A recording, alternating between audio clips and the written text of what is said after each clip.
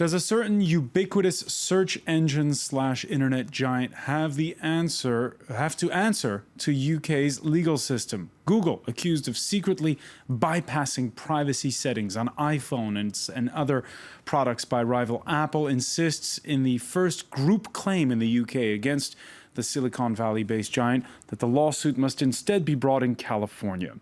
Where Google hangs its hat is something of a sore subject these days.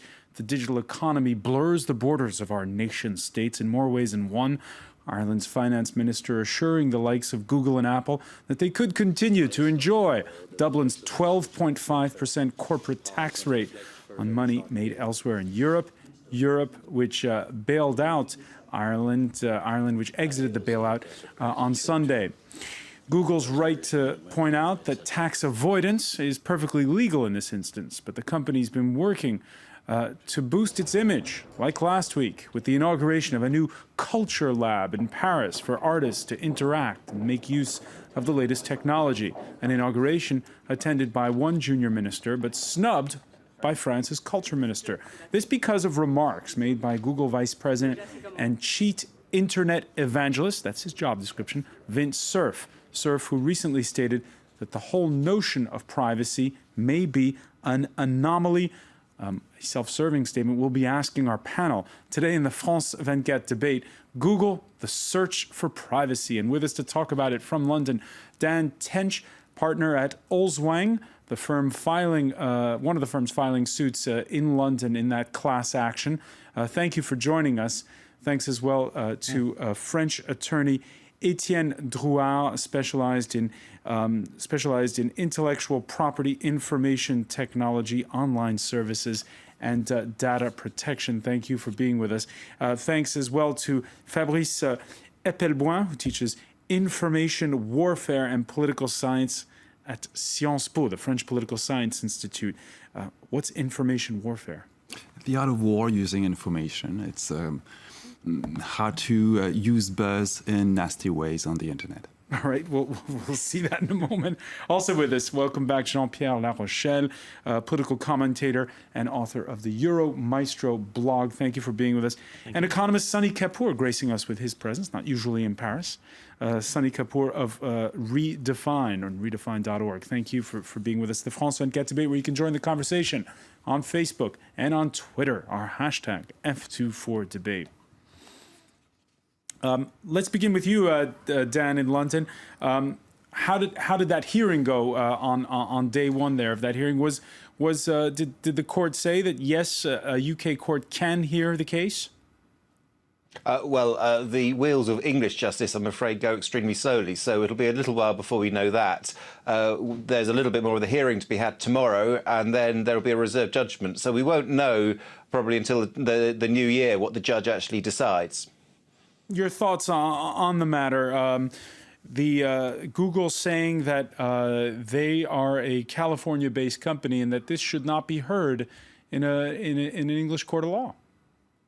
Well, we think this is ridiculous. I mean, we act for 3 individuals currently. We have had 170 people in the UK write to us and say the events that took place here happened to them, and we just started off with 3 just individuals against Google. And for Google to say that actually the most convenient thing for this action is for this action to take place in the United States, either in California, where obviously Google are essentially based, or in Delaware, where they are registered technically, it seems to us ridiculous that 3 individuals, 3 just normal people without any great resources, have to go all the way to the United States, have to subject themselves to the rigors of the American court system, rather than Google, who are almost the most ubiquitous company in the world, having to come to the United Kingdom. We would say that the most obvious thing is they should submit themselves to the UK jurisdiction, and we should fight the case out here.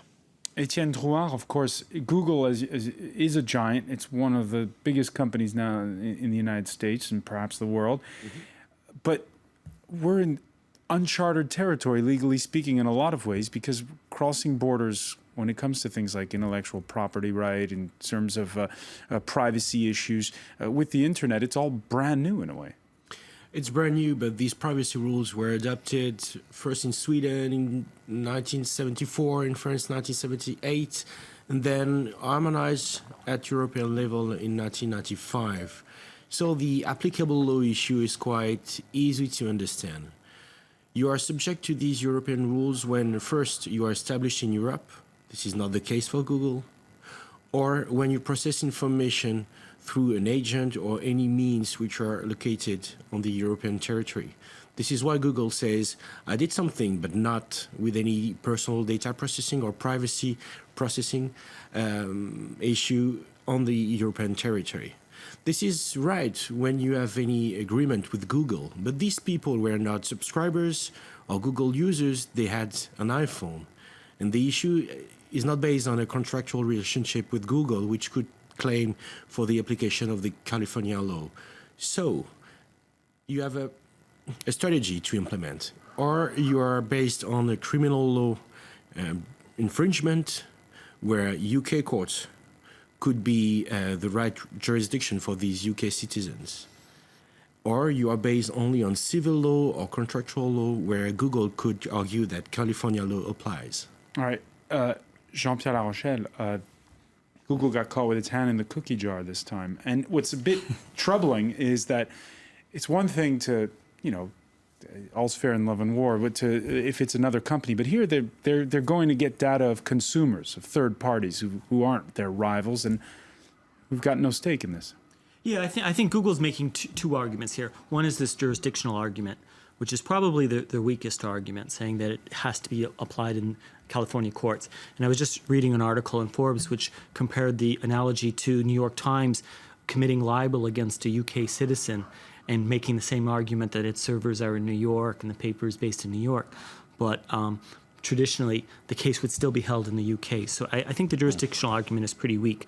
But the other argument that they made, and they were successful, because a similar case was already presented in the US and was thrown out, was on the basis that there was no tort. So there's no damages. So yes, they No damages, but they went and snooped on people's personal consumer habits. Yes, but then the question is, well, what is the actual damages that those people suffered because of that privacy invasion? And Google's argument was, and they were successful in this previous case, was that there was no actual damages and the case was thrown out. Fabrice, no damage for these consumers? Well, Google can be thanked for one thing. At least the general public now understand that, yes, privacy is over. And privacy is over because of companies like Google or Facebook or many other, but also because of things like the NSA or the French Secret Services. And thanks to Google, people now realize that. And maybe they can take action, not only with Google, but with their own states. But do Dan Tench's clients have a case, or is this no harm done for them? There's not a lot of harm done. There's harm done to privacy, and this might be really important. It's a start. Well, if I could just come in... Go ahead, Dan. Well, I was going to say, if I could just come in there, let's be clear about what was taken in this case. This is people's internet activity, their usage of the internet. This is really quite close snooping on people. If you imagine for a period of 6 months, there is, unbeknown to you, a spy on your shoulder, watching every internet page, or almost every internet page you go to, and collates all that information. Now, it's true that Google don't use that to sell it to the newspapers or to do anything like that. What they use that information for is to target advertising at you. But we've had some of our clients having embarrassing situations of that targeted material, then other people are using the same devices, and it indicates to them the activity they've undertaken on the internet. But the other side of this is you may take the view that this is relatively low-level privacy information, but of course this is vastly profitable to Google. This is their business, and they make vast profits out of that. And the idea that a company can play fast and loose with individuals' privacy rights and make vast fortunes, but there is no legal redress because when seen from the position of the victim, it doesn't exceed to some threshold of harm, seems ridiculous to us. You've got to be able to restrain large corporations in this way. In the United States, although there was this action, which one of the other speakers referred to, of claimants in the civil courts, which was struck out under American law, not under the law that we're seeking to pursue them, the English law, but under American law. But what happened in America was that there were actions both at the federal federal level and at the states levels, which recovered many millions of dollars from Google. $22 million were paid in fines to the federal government, and $17 million were paid to an action brought by attorneys generals in 38 states. Now, what's notable in Europe is there isn't the same regulatory force. The UK Information Commissioner's Office, which is our data protection regulator, has not been able to take effective action against Google. And even in France, where you have a very serious regulator in CNIL, that has really tried to bring Google to book, but has not been able to do so. So far, Google have been resistant to any real engagement on a broad range of privacy concerns there. So that's one of the chief concerns, is a large corporation making vast amounts of money simply resisting accountability in the courts. Sony KAPOOR, when you blog on to Apple products, how do you feel about Google snooping on your consumer habits?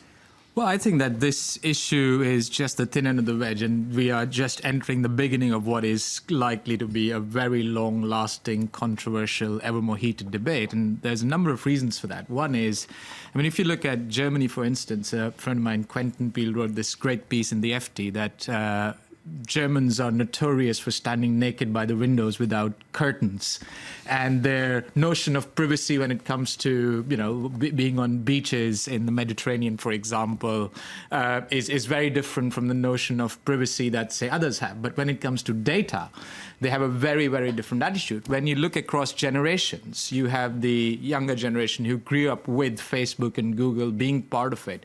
They share stuff that people wouldn't dream of sharing personally, person to person, and they put it all on Facebook.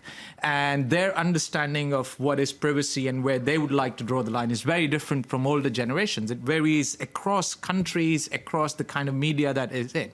So I think that this doesn't have any simple answer, and this goes to the heart of what you were saying about, you know, whether or not there was any damage or whether it's just about the principle. And I think, to be fair, it's a bit about both of them. I mean, we are all used to, and we grew up with free-to-air TV, which has advertisements targeted us, and in exchange, we get free TV. We use Gmail for free. Google has made everybody's life much, much easier. It is an amazing search engine by all account.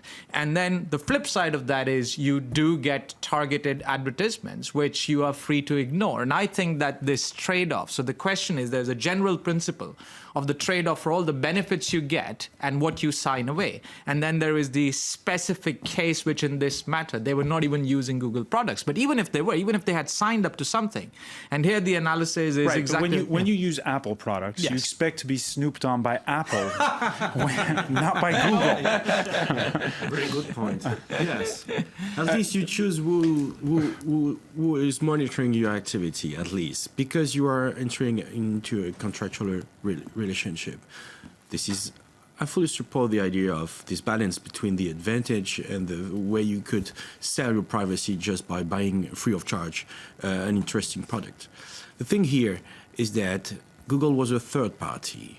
And this is maybe why this strategy should be more located before the public prosecutor with a criminal investigation, stating whether or not the law applicable in the UK has been violated or not, instead of knowing if I will be reimbursed, indemnified because of a contractual breach or because I suffered anything. It's not a matter of price. It's not a matter of value. The value of my privacy is not something I'm going to sell tomorrow.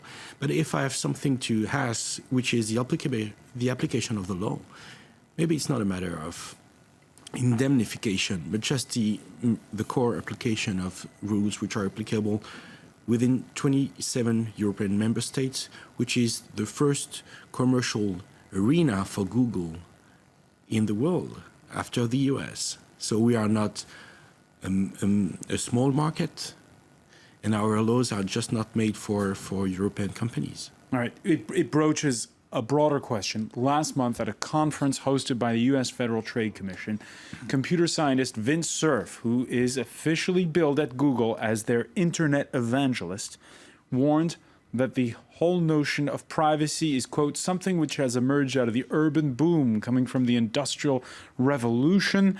Privacy may actually be an anomaly. In a town of 3,000 people, there is no privacy. Everybody knows what everybody is doing. Sony KAPOOR, do you agree that we've had this little window of opportunity where we had a relative amount of privacy, and that, let's just face it, it's over. Be fatalistic about it. Well, I think that there's a seductive appeal to that particular argument. And I mean, if you look at the broad sweep of history, The Vice President of Google, there is. Yeah, and I think that there is definitely something. I mean, if you just look, for example, you travel to the slums in Mumbai, you have 8 to 10 people living in a single room shanty house, for example. What sort of privacy exists there? And as we were discussing, with some of the teenagers and what they do online, what sort of privacy exists there? And so I think that there is something definitely true about this fact that we've lived through a rather unique regime where our idea of individual space, etc., has dominated, and the privacy that we've become used to. But it may be an anomaly. I mean, if you look at the ubiquitous CCTVs in the United Kingdom, if you look at the Google cars, which are basically going and taking pictures everywhere, if you look at every single device in Google Glass, which is going to potentially take pictures of everything and everybody around you, every single conversation you say could be recorded at the flip of a button. I think we're definitely entering a world where privacy, rather than being the default option, is something that you have to try much, much harder to protect. Does it bother you, this new world? Part of it does, yes. And I would be uncomfortable. I'm afraid I still do things that I'd be uncomfortable seeing replayed on TV, and I say things. And I think many people are like that. And the question then becomes much more about boundaries and where you define those and what sort of redress. I think that point you raised is extremely important. So when those boundaries get crossed, one's boundaries that society puts on what is private and what isn't, what sort of redress is actually available? Jean-Pierre LAROCHELLE? Yeah, I think the problem is that the question is framed incorrectly. The problem isn't really a question of privacy or not privacy, because previously, as you pointed out, when you had a village of 3,000 people, everyone knows everything about everyone. The difference was that time had developed, there were societal norms with how you treat that data. And the question is, now we're in this new world where this data is now again available, and we have to establish the norms of how the data is used. The problem with Google wasn't necessarily the snooping, but it's the question of the transparency of the data they were collecting and how they were using it. And getting back to Dan's point about the 22 million fine that was paid to the Federal Trade Commission, Google did not admit any wrongdoing in that matter. It was a negotiated settlement.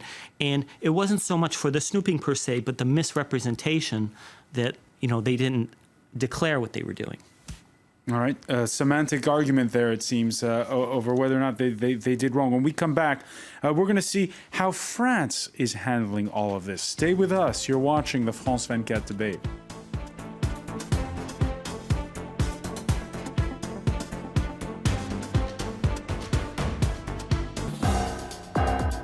Reporters. It's 7 years since Romania joined the European Union, but it's not yet part of Schengen, the border-free zone that enables passport-free movement between many EU states. Romania must first prove it can control its 3,000-kilometer border. $1 billion have been invested in Bucharest's ultra-modern border surveillance.